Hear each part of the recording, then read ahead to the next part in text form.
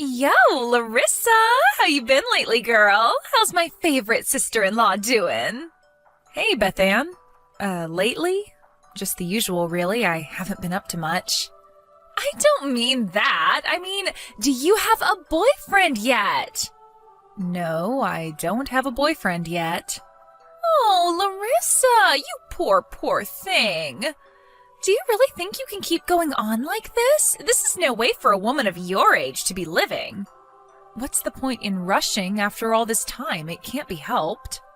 You might be too old to get pregnant now, but there's no reason you can't at least get married. You don't want to be lonely in your old age, do you? Well, no, not really, but still. Hey, wait a sec. Is the reason you're coming at me with all this stuff because you think you guys are going to end up having to care for me when I'm too old to look after myself? Well, think about it, sweetie pie. You do still live with mommy and daddy, and me and Reginald have kids of our own now, so we can hardly afford to have to change your diapers when you get old. Change my diapers? Jeez, Beth Ann, what are you talking about?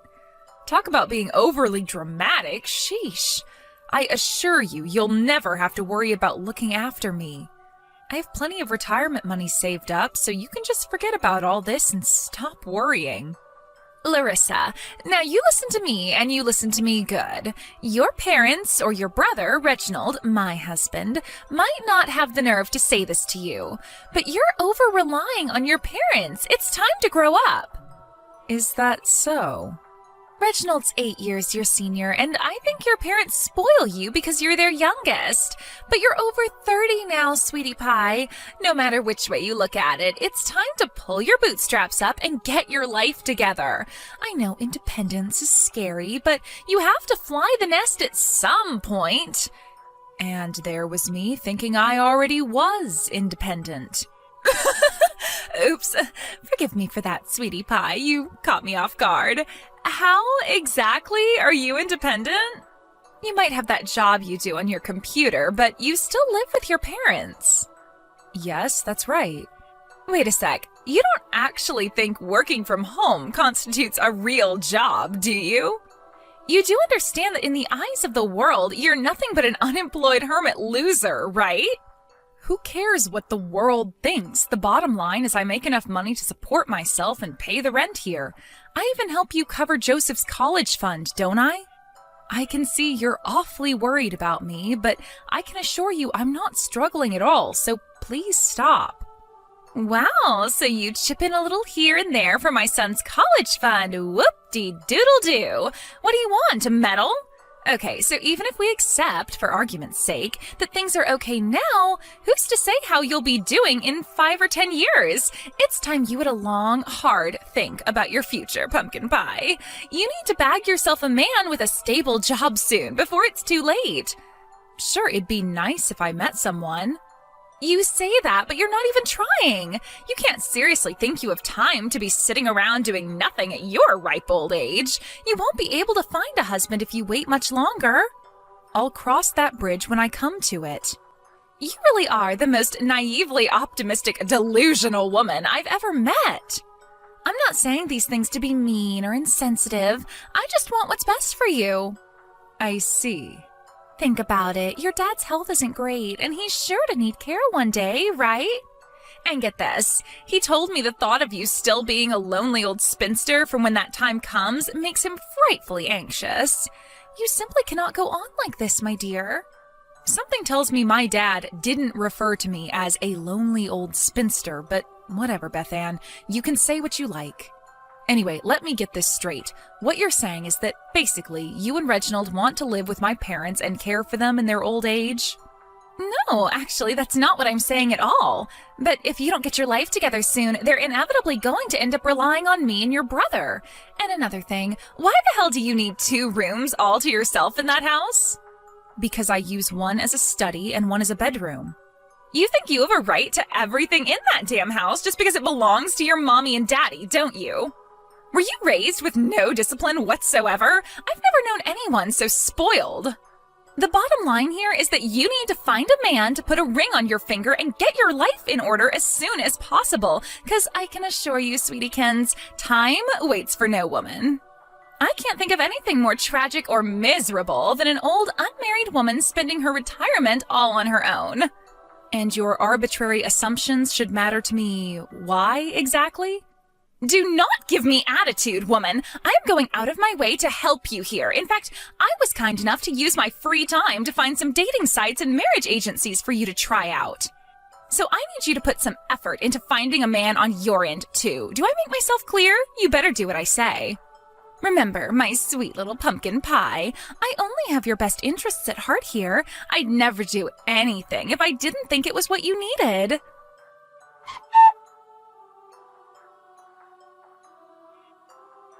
Larissa, how's the husband hunting going? Did you register on the marriage websites I sent you? It's been over a week now. Surely you have some dates lined up by now. Sorry, I've been busy with work and didn't really get a chance to look. What? This is much more important than work. Look, I can tell you're passionate about my love life, but it's not like I'm obsessed with the idea of finding a man right now. So I'd appreciate it if you'd let me do this at my own pace. Even though I'm giving you all this help for free? How dare you throw my kindness back in my face? Sorry. You really are a nasty piece of work, aren't you, Missy? What did I expect? You are an unmarried old hag in your 30s that's bound to make anyone bitter. I guess it can't be helped. Fine, have it your way. I'll give up on helping you find a man. I only have one thing to ask of you. Will you hear me out? Something to ask of me? What is it? Listen, the thing is, Joseph has told me and Reginald he wants to go to France as an exchange student. So, would you mind doing us a huge favor and asking your parents if they'll help out with some money? I think you'd be better off asking them directly yourselves. Your brother keeps stubbornly refusing. He flipped out at me when I asked, accusing me of trying to waste your parents' retirement fund. But if you ask them, they're bound to help out, right? I don't know why, but they seem to really like you. So please, sweetie, won't you do this for my darling, precious Joseph? You know he'd love you forever and ever if you helped him achieve his dream of going to France. When you say exchange, do you mean short term? How long would he be there for? No, he wants to live there for a year. That's a long time. I somehow doubt my parents would be willing to pay for that even if I asked them. Besides, if my brother's against it, what right do I have to go sticking my nose in? So, what are you saying? That your nephew should give up on his dream? If you are so desperate to send him to France, how about you encourage him to get a part-time job and save up for the trip himself? There'd be no harm in him waiting a few years, and if he could learn the importance of hard working and saving before he went, he'd be in a really good spot to start his new life of independence in a foreign country.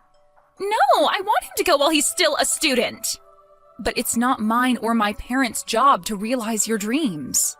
Goodness me, you really are cold. It's not like I'm asking you to lend us money, is it? No, but I'm pretty sure I'd be the one who ended up paying. Ugh, I see you still insist on talking absolute nonsense. It saddens me to see a fully grown woman making what should be a simple conversation so needlessly complicated. Huh? What's that supposed to mean?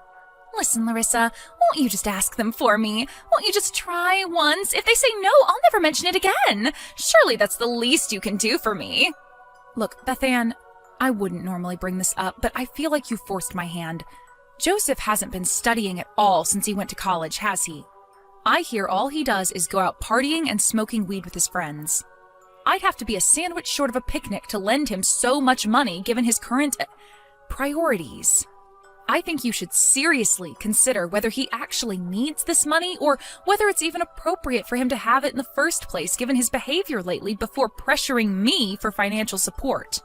But he told me his dream is to learn French. Helping your children realize their dreams is a parent's duty, is it not? That's why I'm asking you. Can't you see I'm desperate? Exactly. It's a parent's duty. I am not Joseph's mom. Figure it out yourself. Wait a sec. Are you doing this to punish me because you're bitter about not having any children of your own?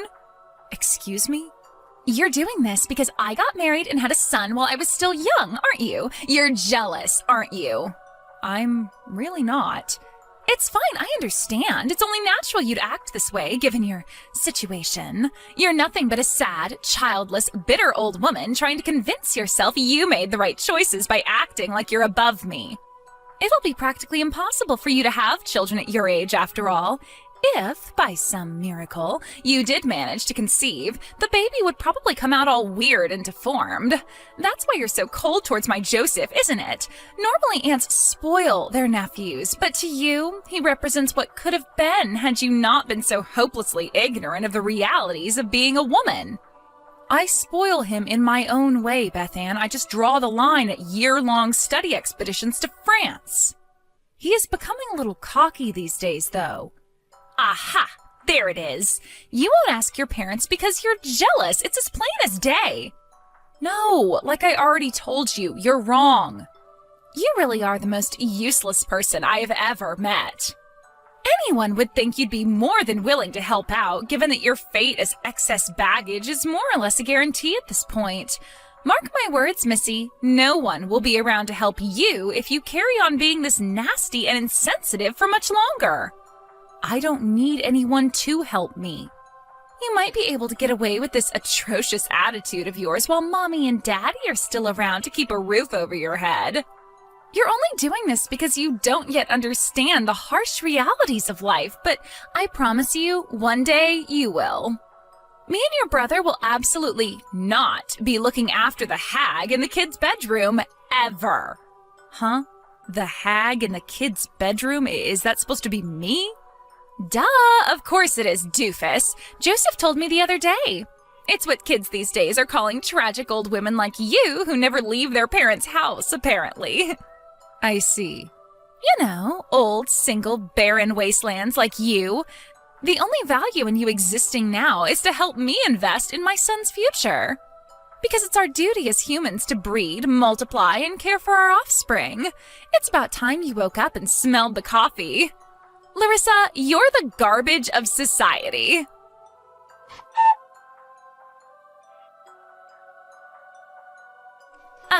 Larissa, you said something to your parents, didn't you?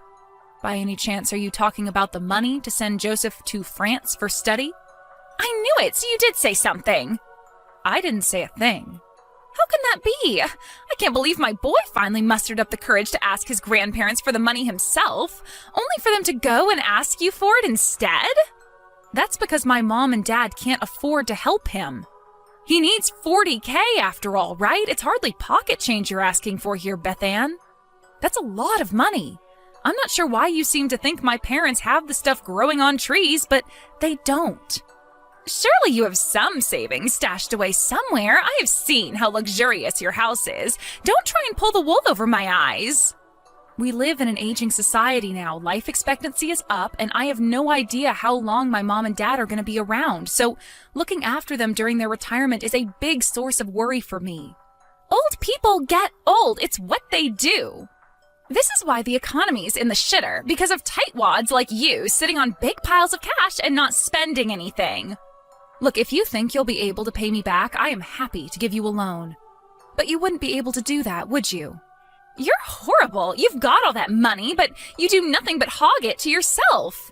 Why are you so obsessed with pushing this issue in the first place? You know my brother's against it. I think you should be hashing it out between the two of you before making absurd demands of me, you know, given that you are his parents and all. If you have a favor to ask of me, then I'd appreciate if you did it through the proper channels. You think the fact you help pay for my son's college fund gives you the right to talk down to me? You shut your goddamn mouth. You only give us pocket change anyways. You might not admit it, but I know it's been your dad helping out with his college fund all along. Do you still actually think that? Fine, I'll stop the payments. And what gives you the right to decide what to do with your dad's money? You've got some serious attitude for an unshaven little shut-in hermit living on mommy and daddy's kindness. Know your place. Reading your messages is making me cringe like hell, so you're gonna stop with this bullcrap right now, okay? Beth Ann, I don't know how many times I need to tell you this, but I'm the one paying for Joseph's college fund. I covered the $7,500 for the entry fee, as well as an extra $4,000 this year. You and my brother haven't even contributed a cent. Stop lying, Larissa. It's pathetic. I don't care whether you believe me. The payments for the classes for his last semester will be due soon. But like I just said, I'll be cutting off the payments. Oh, I get it. You're gonna run off with some cooked-up story and tattle on me to your parents so they stop the payments, aren't you? Nope. I most definitely won't be saying a word to either of them because I have no need to. I hope you don't come complaining to me when the money dries up and you realize you can't keep up with the payments anymore. I was only helping out of good faith. But you and Joseph threw it back in my face. You forced my hand with your awful attitudes. You guys are the only ones who need to know your place, and something tells me you will. Very soon.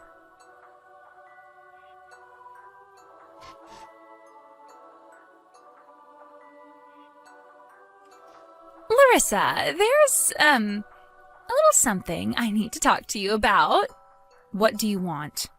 Is it true you're the one who paid to have your mom and dad's house built? Yep. So does that mean it really was you paying for Joseph's college fund this whole time? The penny finally dropped, huh? Me and my family told you 1,000,000 times over, so I'm surprised it took so long, but I guess better late than never. But I had no idea a woman in her mid-30s like you could be capable of doing all those things. I'm sorry. I swear, I just thought your family was spoiling you out of pity. I got it wrong, Larissa. I'm sorry. Your mom told me all about how you do stocks and shares, crypto, and what was the other one? Drop shipping? She even showed me your Peeps Tube channel, the Side Hustle Queen. I thought I was seeing things when I saw your sub count. Wow. I just want to make it clear that I am really, really sorry for all the rude stuff I said to you. I already decided I'm going to cut you guys out of my life, so you can keep your apologies. I won't stop you having anything to do with my parents, but if you do, make sure you do it somewhere else, because you're officially banned from entering my house ever again. Joseph will be dropping out of college, too. I've filed for reimbursements on everything I paid for the rest of his time there. Don't even say things like that. We're family, right? Joseph's attitude completely changed when he found out his Aunt Larissa had some money. Actually, he said he wants to apologize to you. Actually, the last message I got from Joseph said, "Listen to me, you old hag. Tell my dork loser granddad to gimme my money now." Don't mind that. He just made a misunderstanding, that's all. You did a really good job of raising him, huh? He is just like his mom. I'm really, really sorry. I'll give him a firm telling off for this, I promise. The reason you couldn't afford to get him into college or keep up with the payments in the first place was because of your wasteful spending habits, wasn't it? My brother told me everything. He said he discovered you were in mountains of debt just before Joseph graduated high school. That's where his savings disappeared to. He used them to get you out of debt, right? Wait, what? Reginald told you that? Of course he did. I was paying for your kid's college fund. Did you think he was going to lie to me? I had a right to know why my brother couldn't pay himself. Listen, I don't know what got into me back then. I'm living sensibly now, I promise. My brother doesn't seem to see it that way. What? I told him he doesn't have to bother paying me back for the stuff I couldn't get reimbursed on. But he insisted. He promised to pay me back no matter how long it takes. That's why he set up a separate bank account for monthly repayments on my savings, isn't it? Well, yes. And you've been spending that money too, haven't you? My brother knows everything. No, it's not like that. It's not like I'm wasting it. I just make tiny withdrawals here and there when we can't afford groceries or utilities, that's all. If that was true, why would you hide it from my brother? Because of all the stuff with the debt before. It was difficult for me to tell him we were in the red with the household costs after everything that happened. Difficult or not, he still had a right to know, and you should have told him. Apparently he's so sick and tired of you repeating the same old crap that he's considering divorce. What? Divorce? He told me he thought about it last time when he found out about the debt too, but decided against it. I guess he must have thought he saw something in you.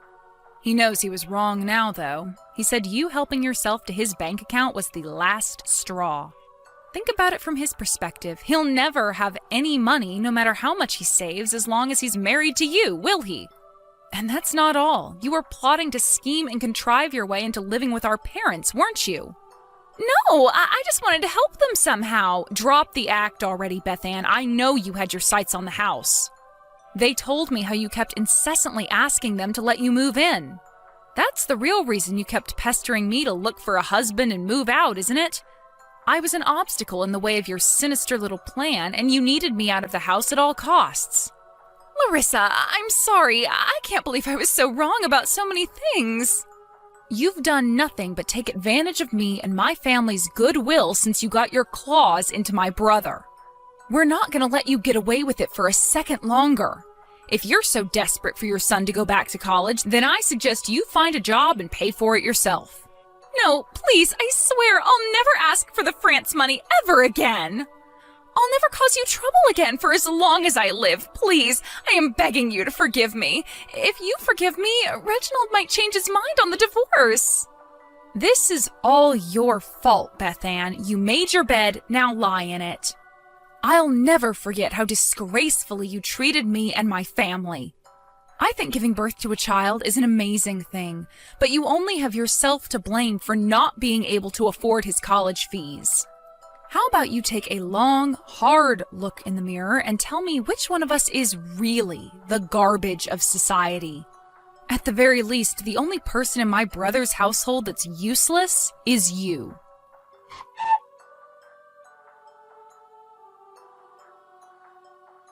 Immediately after that, my brother and his wayward wife started living separately as he made the preparations for the divorce. Even after my brother was kind enough to pay off her debts, she kept spending like some high-flying socialite while stealing money from his savings account behind his back. She might have had him fooled for a while, but in reality, she never changed a bit. She thought she could get away with it because she falsely believed my parents were covering my nephew's college fees. Joseph didn't know the truth either because he blindly believed whatever his pathological liar of a mother told him. He even went as far as being cocky with me. When he found out the truth, he showed up at the house in person, got down on his knees, and apologized. He gave up on study abroad in France and promised to focus solely and single-mindedly on his studies for the time being. He seemed sincere, so I decided to believe in him and give him one more chance. But I made it clear that if he ever got an attitude with me or slacked off with his studies again, I'd stop the payments in a heartbeat. It looks like Joseph's going to be staying with my brother, so Beth Ann's going to be all on her own. I find it hard to have any sympathy for a woman who destroyed a happy family due to her own unquenchable greed and selfishness. I never want to see or hear from her again for as long as I live. There's nothing quite as sad as seeing someone treat those who should be the most important to them in the world like crap. I was called lazy, unproductive, and useless for being single. But in spite of that, I still did everything I could to enrich the lives of my family in whatever way I could. This whole thing taught me that some people are beyond saving, and that sometimes you gotta make a bold decision to look out for yourself and your loved ones. My goal from here on out is to focus on my own happiness a little more, and to live life at my own leisurely pace,